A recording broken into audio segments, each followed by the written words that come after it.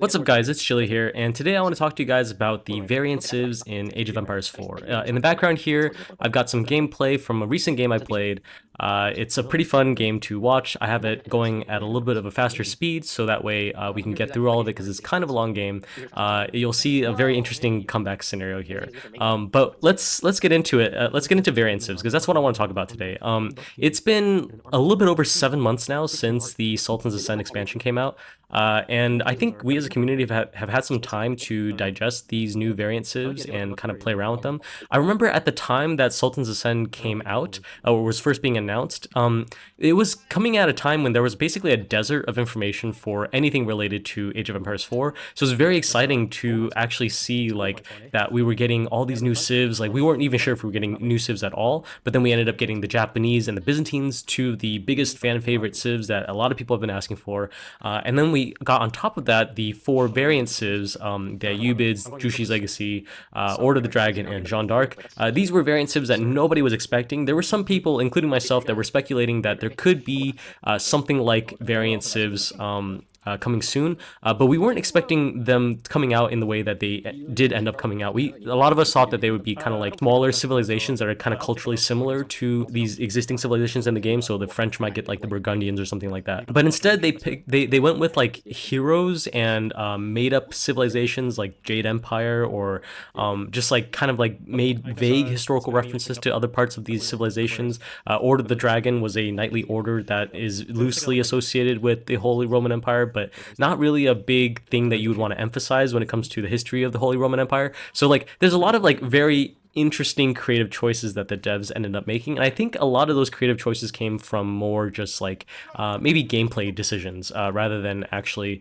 wanting to base it off of any kind of historical thematics. And I think that actually was a bit of a bad direction to go in looking back on it, because I have a lot of thoughts on variant civs today. And the reason why I have these thoughts is that I recently, there's been a little bit of period where I wasn't playing the game as much. I think in general, the player numbers for Age of Empires 4 has kind of gone down because the devs haven't really been updating the game. Maybe it's because of, I don't know, the layoffs that have been happening and just like the general messiness in the games industry right now. But as a result, not a lot of new exciting content has been happening for this game. A lot of people aren't playing it as much, but I recently got back into it to try playing it, and I remember looking at the Civ selection screen, and I was just thinking to myself, like, which of these civs do I want to play? Do I want to play any of the variant civs? And the answer was almost a resounding no. Like I did not get excited for any of those variant civs, and I was like, why is this happening? Like why do I not care to play any of these civs? And I realized that a lot of these variant civs were just like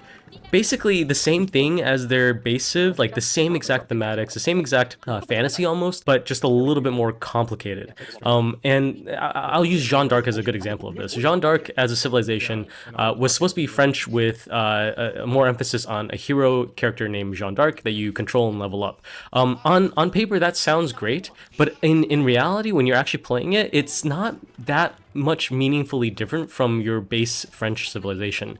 They don't get like the keep influence, and they have slightly different economic bonuses. They don't get villagers that produce faster or anything like that. But like like in game, it's not that much meaningfully different. I know that at a top competitive level, like this really matters a lot, and like it completely changes the way like pro players will think about the game, depending on which variant civs are being picked. But like for me, like a relatively casual player, like when I think about which civ I want to play, I'm just thinking about what kind of fantasy do I want to fulfill.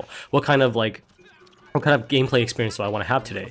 And when I'm picking French, whether I'm picking French or picking Jeanne d'Arc, the answer is the same. I'm gonna do feudal knights and I'm gonna go raid. The only difference is that if I pick Jeanne d'Arc, now I have to spend a little bit more effort microing this little hero character to try to level her up and keep her safe as well. But I'm still thinking in terms of like, how do I make knights? How do I go raid? How do I harass enemy villagers, etc., etc. And it's basically French with more effort. So when I think about playing a French or feudal knight type of experience, like I'm not thinking I want to play Jeanne d'Arc. I'd rather just play the French, because then I can think a little bit less and just enjoy my knight raiding. I wish Jeanne d'Arc was actually a little bit different then. I saw in BC's recent video on his tier list, he was talking about how Jeanne d'Arc maybe should have more of an infantry focus. I think that's a great idea. Like, Jeanne d'Arc doesn't meaningfully stand out compared to the base French civilization. I'm still thinking in the same exact terms. A lot of the landmarks function almost exactly the same.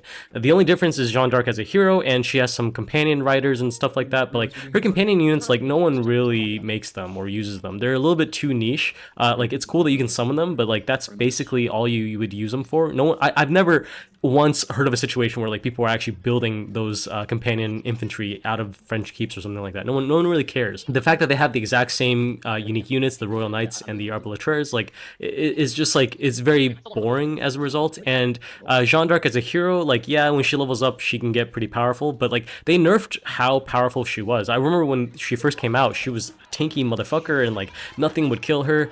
They since removed her tankiness and turned it into a Castle Age tech, so a lot of that power got rolled back, and as a result the emphasis on the hero also got rolled back quite a bit. But this means that it's basically just like a more effort kind of French playstyle. I'm trying to think like if the other civilizations also fit into the same mold. Like, yeah, to be honest, like Ayyubid is another civilization that comes to mind. Like, Ayyubid on paper has a lot of differences compared to the Abbasids, mainly in the way that the House of Wisdom works. Regular Abbasid House of Wisdom just unlocks different trees of texts that allow you to do different things. Like the military wing gives you military text, the econ wing gives you economic text. The Ayyubids instead have an emphasis on, I would say, like tempo. So each of the different wings that you can choose to age up with, you get like some kind of like short tempo boost, like 8 villagers, 400 wood. You can age up much faster. You get all of your blacksmith techs for that age. These are some bonuses that like a lot more like short-term punchy and give you opportunities to like get little bursts of tempo depending on what kind of playstyle you're going for. On paper that sounds really nice, but in actuality it still plays very similar to Abbasid, or at least it just feels like a lot of effort almost. Like I don't feel when I'm playing Abbasid, pretty much every single tech tree I go in will feel really good. If I go in the econ wing, I get some really OP econ bonuses. I can get spam those town centers. It feels really good to do that. If I go culture wing, I get cheaper age ups. It's super nice to go in that direction. Trade wing, etc. But when I go Ayyubid, I have to think about like which direction do I want to go in, which direction maximizes the value that I'm getting, and it's a lot of effort to think through all that in the middle of the game. So as a result, what most players do is they just follow whatever is meta for whatever is the meta decision for the Ayyubids. I'm not actually actively thinking about which wing to go in. I just kind of go, what was it? I think right now the meta is getting the Desert Raider reinforcements in the feudal age and then going for the 8 villagers age up in the castle age. Like, that's such a big boost. It works for most scenarios, and you just basically want to go that all the time. I remember when the Gamba wing was the most popular direction to go in, and that was just broken as hell. And the moment they nerfed that, now it's almost never a good idea to pick that wing. At the same time, it's like you basically never want to pick the wing that gives you some wood. Like, these are not like meaningful or exciting choices. I'm not sure that these choices were all very thought through, and as a result, I'm not very excited to play this Civ. I'm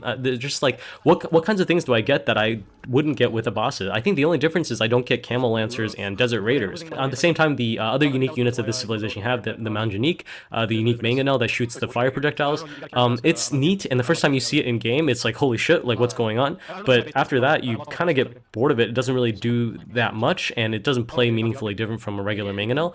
Same thing goes for the Sultan Tower, I think it's called, that giant siege tower that shoots arrows. Like, it sounds super cool, but it's so goddamn expensive that you almost never want to build that thing. And as a result, I never see it in any of my games. So it's kind of a shame that that unit even exists, and there's just it gets no play. Like, I might make it if I'm trolling a friend, but that's basically it. Aside from that, the Drushi's Legacy, I was like the biggest Drushi's Legacy hater when the Civ first came out, and I basically stand by everything I said. I feel like everything I was saying in the beginning essentially it has come true. Like this civilization, it just muddies up the distinctness of the regular Chinese civilization. Jushi's Legacy plays almost exactly like regular China, just with like some tiny differences. The main thing that I'm thinking of is like if I go into a game and I'm thinking I want to do a Druganu rush, then I will probably pick Jushi's Legacy over China because I can do a Tang Dynasty, one landmark, Druganu rush, and it's crazy powerful. I can have 50 Druganu in the enemy's base before they can even, I don't know, like do anything about it. Actually, in this game, you'll see the blue player on my team basically gets wrecked by Druganu rush from coming in from the enemy red player, and it's like that's fun-ish. That's like a very distinct strategy that you can go for, but like aside from that, like nothing else on Jushi's Legacy side like comes to mind as like something that I want to do. The Imperial official focus, or at least like what seemed like should have been an Imperial official focus, because they get all those unique Imperial official texts, I don't actually think about that at all. I never think about do whatever I can do with Imperial officials when I'm playing Jushi's Legacy. I just kind of like get those texts maybe, and like maybe it will like help me out a little bit. I'm not really thinking about it whatsoever. When it comes to Shaolin monks, like yeah, there was the bald man build that was popular for like a week when this Civ first came out, but like no one's really using Shaolin monks beyond that now. And even if you do use it, it's like a cool way to get some relics, but like then it just kind of falls off. No one's ever actually building Shaolin monks to fill out their main army. All of the Imperial Age texts that they get, the double crossbows and the special cavalry that they can get access to, yeah, it can be interesting in the late game, but it's not like a meaningful reason to pick this Civ. And Grenadiers, like no one actually builds it. Even though Jushi's Legacy gets access to it, it's not something that you actually see anyone doing. What you do see Jushi Legacy doing is maybe building a huge massive crossbows and Druganu in the late game, since they can't build hand cannoneers, and then they maybe supplement their ranks with some cloud bombards that do AOE damage. And like that's pretty cool, but it's just I don't know, it's like a poor man's Ottoman sort of, and it's the rest of the playstyle is like basically the exact same. They get feudal age palace guards. Nobody ever uses that. In fact, if I do think about doing like a palace guard rush, I would rather just play regular China because I get the Yuan Dynasty movement speed. And yeah, that's basically how I would think about this. Like, I'd rather play China for everything in the late game, and I only think about playing Jushi's Legacy if I want to do a early feudal rush.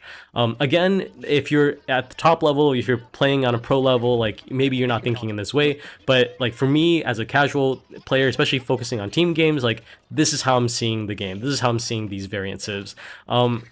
And then lastly, what I talk about, Ayyubid's, Jushi's Legacy, Jeanne d'Arc. The last one is the Order of the Dragon. I would say the Order of the Dragon, when it was first coming out, I was saying that I was the most excited about this Civ because it's going to completely change the way I think about the game, completely change the way I think about playing the Holy Roman Empire. So I do think it's a meaningful difference compared to the base civilization. And 7 months later, I gotta say, I was pretty accurate there. Like the Order of the Dragon is the only variant civilization I can think of that actually like makes me think a little bit differently. I am actually a little bit excited about playing the Order of the Dragon because no other civilization in the game quite fits the thematics of the Order of the Dragon. When I'm thinking about picking my Civ, I'll actually find myself picking the Order of the Dragon quite a few times just because like I like the idea of like big chunky units that are really expensive and really tanky, really strong, and I can do more with it as a result. And it does make me think about playing the Holy Roman Empire in a different way. It is a little bit disappointing that the landmarks are still basically the same. Like you still end up fast castling and going for relics, and then maybe fast imperialing and then going for Swabia, which is a little bit boring. But at the same time, like when you're thinking about your military comp, as Order of the Dragon, you're not really just doing the man-at-arms and Landsconnect spam that regular Holy Roman Empire does. You're more thinking about knights, you're more thinking about archers and hand cannoneers. So there's a little bit more of a difference in the way that you play the game, which is pretty cool. I wish that the emphasis on relics and fast castling and fast imperialing was changed. That kind of like depends on a change in the way the landmarks work. but at least overall, I still think differently when I'm playing that civilization. I think out of all the variant civs, that's the only one I can think of that I'm actually excited about. I'm curious to hear your guys' opinion though. Like, are you guys feeling the same way as me? Like, do these variant civs feel like basically a fail to you guys? Like, and like, it is, if it is a failure or isn't a failure, like why? Like, for me, it's because of the thematics. Like, I'm not excited to play these other civs and what they have to offer. Aside from Order of the Dragon, like for every other variant civ, I'm just like, I'm not like, oh, I'm looking forward to like fulfilling this fantasy or like playing in this way. I would rather keep it simple and just play whatever the base civilization is. And as far as like changes I would like to see happen, I think there's a lot of things that you could do. I don't think that realistically Relic is actually going to look into this, but if they do, like, here are some of my thoughts on this. For Jeanne d'Arc, there's quite a few changes that need to be made. I saw Beastie in one of his recent videos talk about how Jeanne d'Arc maybe should have had an infantry school or like an infantry focus instead of also being a knight focused civ. I think that's a great idea, especially considering that Jeanne d'Arc in the early game is a infantry unit. Maybe having a French version that plays more around like lower level units, infantry and archers, instead of like just knights, would be a good direction to go in, and especially if you can transition into maybe knights later on. An example could be like maybe Jeanne d'Arc doesn't get access to the Royal Knight in the feudal age. That would be huge. Maybe she gets access to an early man at arms instead. That on a just that would completely change the way that civilization plays and would make you think about that civilization in a very different way. It could also be that instead of the Royal Knight, they just get access to regular knights instead of like special French Royal Knights. Another thing that could be changed is maybe making Jeanne d'Arc's villager status like a little bit more emphasized, so she stays in the as a villager for a little bit longer, and maybe this can give her more of an economic boost or something like that, rather than basically you like memorize one build order to get her out of the villager age in the Dark Age, and then boom, you never think about her as a villager again. That could also be a more interesting direction in my opinion. And then maybe more emphasis on the companions. Beastie was talking about how the companions should be built from the barracks or something like that. I think that's a great idea. Just in general, seeing those units more often would make that civ a little bit more distinct and unique. Right now they're stuck in the keep, and basically no one ever makes them because French Jeanne d'Arc doesn't get any keep bonuses, so French keeps, Jeanne d'Arc keeps are not as built as often as regular French keeps. And let's see, for the Ayyubids, unfortunately for the Ayyubids, I feel like there's so many, like on a fundamental level, I feel like this civilization just wasn't designed with thematics in mind. It just took the Abbasid and did some rather arbitrary changes. It's hard to say like what the emphasis should be, because like with Jeanne d'Arc you can like emphasize the hero aspect, you can emphasize that like, you know, it's more of an infantry civ compared to the base French civ, which is more of a cavalry civ. There's like ways to make the thematics more interesting there. For the Ayyubids, there's no like clear distinct identity that they have that could be completely different from the Abbasids. Maybe they can be more of an aggressive civ, whereas the Abbasids are more of like a boomy civilization. I think they're already sort of an aggressive civ, although the way that they're designed right now is they're more of like a fast castling kind of civ.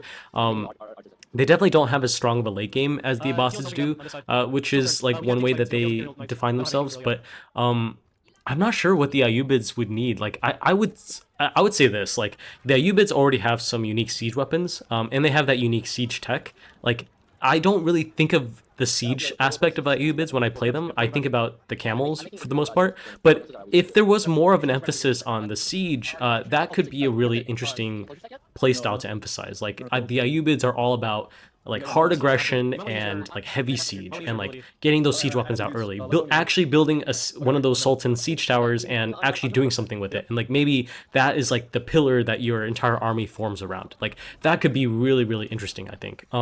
I don't see that right now, and as a result I don't see like a very strong identity with this civ. It's just another kind of Ayyubid. They have very similar units. They play in a not quite in a similar way, but like not in a meaningfully thematically different way at least. Yeah, I think I think, yeah, a strong, centralized, slow-moving, lumbering, kind of like siege horde that kind of moves forward, with supporting units around it to defend those giant siege towers. Like, that could be a really strong identity for this civilization. And I would love to see them go more in that direction, perhaps.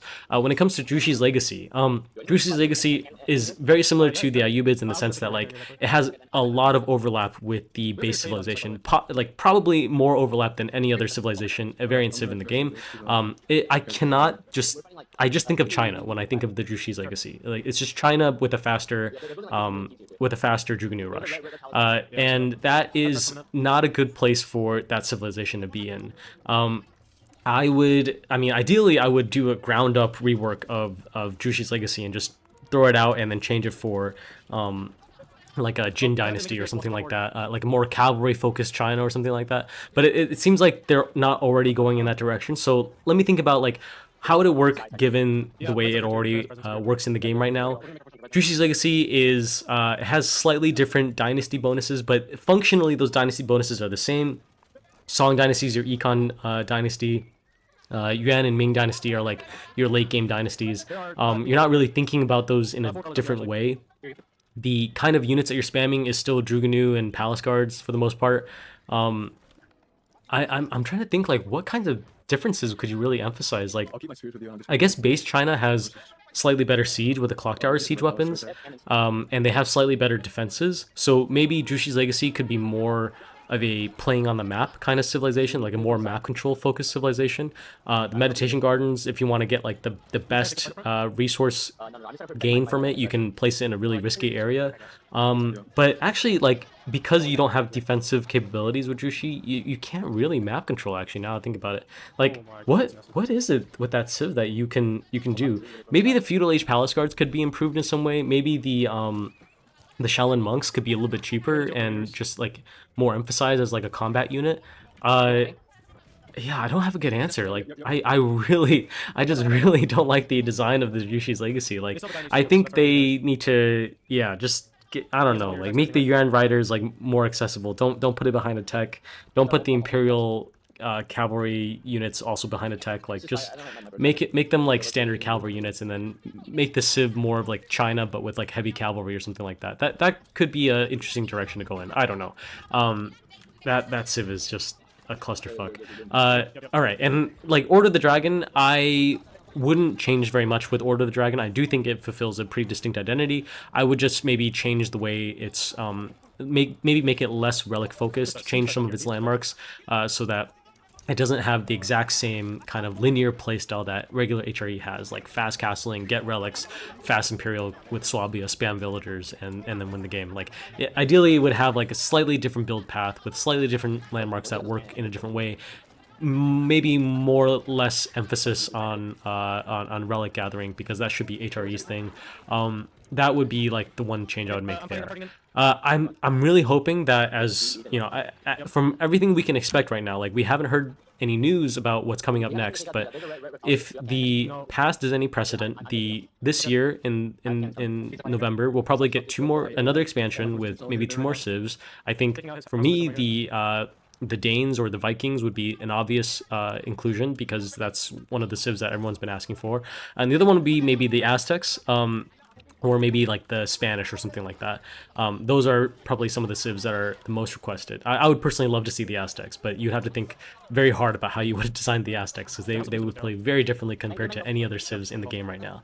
But if those 2 civs get added, and then we get 4 more variant civs, this time for, what was it, the Rus, the English, what were the Mongols, and what's the last civ that I didn't include here? The Delhi Sultanate. If those 4 civs also got variant civs, I would highly recommend that Relic think through what would make those variant civs thematically distinct. if we're getting like a Richard the Lionheart civilization, or if we're getting like a Novgorod civilization, like please make those civilizations not just like with some slightly tweaked mechanics or bonuses here and there, or like some slightly unique units here and there, but think about thematically like what should get a player excited to play this civ over the base civ. When I'm thinking about playing Jeanne d'Arc, I want to think about playing around the hero. Like that should be what excites me, not just another French civilization that plays around knights, but now I have to micro some annoying hero at the same time. It should be something very, very distinct. If I'm playing like, I don't know, Novgorod, maybe this if regular Rus is all about like map control and like going out on the map and like hunting and like gathering deer, gathering boar, and like using your cavalry to like raid the enemy. Maybe Novgorod is more of like a almost English playstyle where you're hiding behind big walls and you have like much more of a static army compared to regular Rus. Maybe if you were playing if there was like a Richard the Lionheart alt variant civ for the English, like regular English is very static, is very defensive, has a very slow-moving army centered around longbows and spearmen. Maybe Richard Lionheart is much more knight focused, with much more ability to go out on the map and like just take control of things.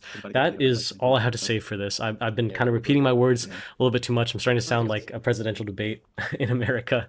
All right, well, that's all for me. I'm really curious to hear what you guys are thinking about this as well. Stay frosty, stay chilly.